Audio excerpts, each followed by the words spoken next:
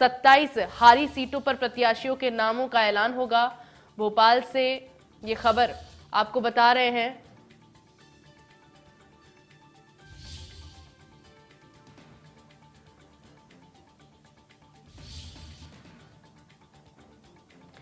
चार पांच मंत्रियों और 24 एमएलओ की टिकट कटने की लगातार चर्चा हो रही है। बीजेपी दफ्तर में शीर्ष नेता जुटे हुए हैं। अब से कुछ ही देर में बीजेपी की 5वीं सूची जारी हो सकती है।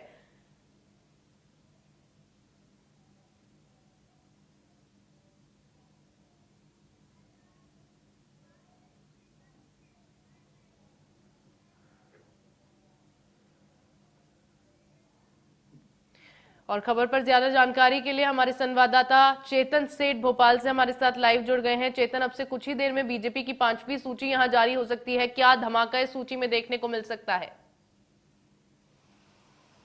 देखिए, कार्यकर्ताओं का इंतजार अब खत्म होने वाला है। भारतीय जनता पार्टी की 5वीं सूची आज शाम को आ सकती है। प्रधानमंत्री नरेंद्र मोदी मध्य प्रदेश के दौरे पर हैं और उनके दौरे के जाने के बाद ही सूची जारी कर दी जाएगी। इस सूची में लगभग देर रात 3 घंटे तक मंथन किया गया। उस मंथन में मध्य प्रदेश की 94 विधानसभा सीटों पर बातचीत हुई, क्योंकि 94 सीटों पर अभी बीजेपी को प्रत्याशी उतारने हैं। 136 प्रत्याशियों को चुनावी मैदान में पहले ही उतार दिया गया है। भोपाल की दक्षिण और पश्चिम विधानसभा पे भी चर्चा हुई। यहाँ पर 2 नाम का पैनल है। बाकी 92 विधानसभा सीटों के प्रत्याशियों को फाइनल कर दिया गया है। इसमें लगभग 4-5 मंत्रियों के टिकट कटने की चर्चा है और लगभग 15 से 20 बीजेपी के जो वर्तमान में विधायक हैं, उन विधायकों के टिकट काटे जा सकते हैं। पहली, दूसरी, तीसरी और चौथी सूची में बीजेपी ने अब तक 3-4 विधायकों के टिकट काटे हैं और अब चर्चा है कि 5वीं सूची यानी कि आखिरी सूची इसको कहा जा रहा है कि आज शाम को जारी होगी, जिसमें लगभग 15 से 20 विधायकों के टिकट कट सकते हैं। अभी तक जो जानकारी सामने निकल कर आई है, पुराने चेहरों पे ही बीजेपी दांव लगाने की कोशिश कर रही है। उषा ठाकुर वर्तमान में शिवराज कैबिनेट में मंत्री हैं, उनको एक बार फिर महू से विधानसभा सीट से प्रत्याशी बनाया जा सकता है। राम खिलावन पटेल अमरपाटन से उन्हें उतारा जा सकता है। गौरी शंकर बिसेन, चर्चा थी कि उनकी बेटी को अब चुनावी मैदान में उतारा जा सकता है, लेकिन बीजेपी एक बार फिर गौरी शंकर बिसेन को चुनावी मैदान में उतार रही है। महेंद्र सिंह सिसोदिया बमोरी से, चर्चा थी कि उनको सीडी कांड में फंसे हुए उनके टिकट कटने की भी चर्चा थी, लेकिन अब तय हो गया है कि बमोरी से महेंद्र सिंह सिसोदिया एक बार फिर विधानसभा चुनाव लड़ते हुए नजर आएंगे। इंदर सिंह परमार सुजालपुर से विधानसभा चुनाव लड़ेंगे। ब्रजेंद्र सिंह यादव जो है मुंगावली विधानसभा सीट से चुनाव लड़ते हुए नजर आएंगे। तो कहा जा सकता है कि ऐसे चेहरे जिनके टिकट कटने की चर्चा थी, अब वो चेहरे फिर विधानसभा चुनाव लड़ते हुए नजर आएंगे। सुरेश राठखेड़ा पौरी विधानसभा से टिकट इन्हें फाइनल लगभग कर दिया गया है, अब वहां से विधानसभा सीट से चुनाव लड़ते नजर आएंगे।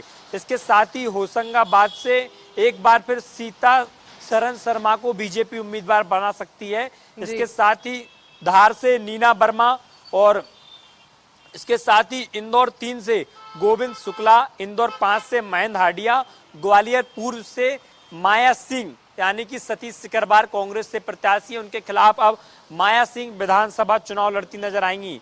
इसके अलावा पूर्व मंत्री नारायण सिंह कुशवाहा दक्षिण विधानसभा से चुनाव लड़ सकते हैं।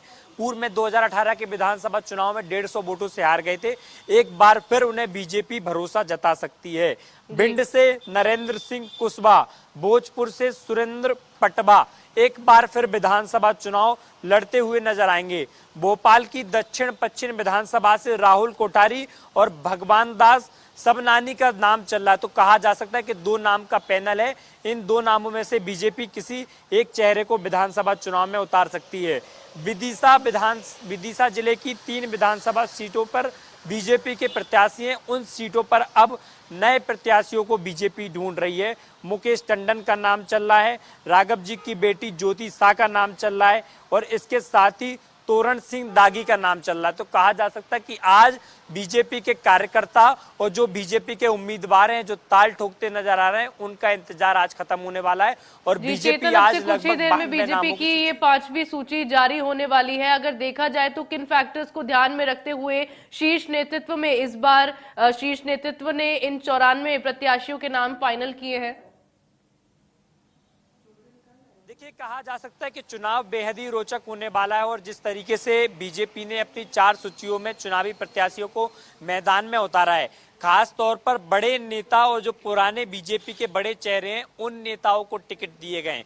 तो माना यही जा रहा है कि 5वीं और अंतिम सूची में भी बीजेपी इन दिग्गज चेहरों को ही चुनावी मैदान में उतार सकती है, क्योंकि 2018 में जिन चेहरों ने विधानसभा चुनाव लड़ा था और जिनके वोट बैंक यानी कि हारने का आंकड़ा 1000 या 2000 के अंतराल में रहा, उन पर फिर एक बार बीजेपी भरोसा जताने जा रही है। इसके साथ ही जो बीजेपी के पूर्व में 2018 से जो विधायक है उन चेहरों पर दावेदारी ठोकते हुए एक बार फिर नजर आ रहे, तो कहा जा सकता है कि चुनाव बेहद ही रोचक होने वाला है। कांग्रेस ने अभी अपनी 229 विधानसभा सीटों पर प्रत्याशी उतार दिए।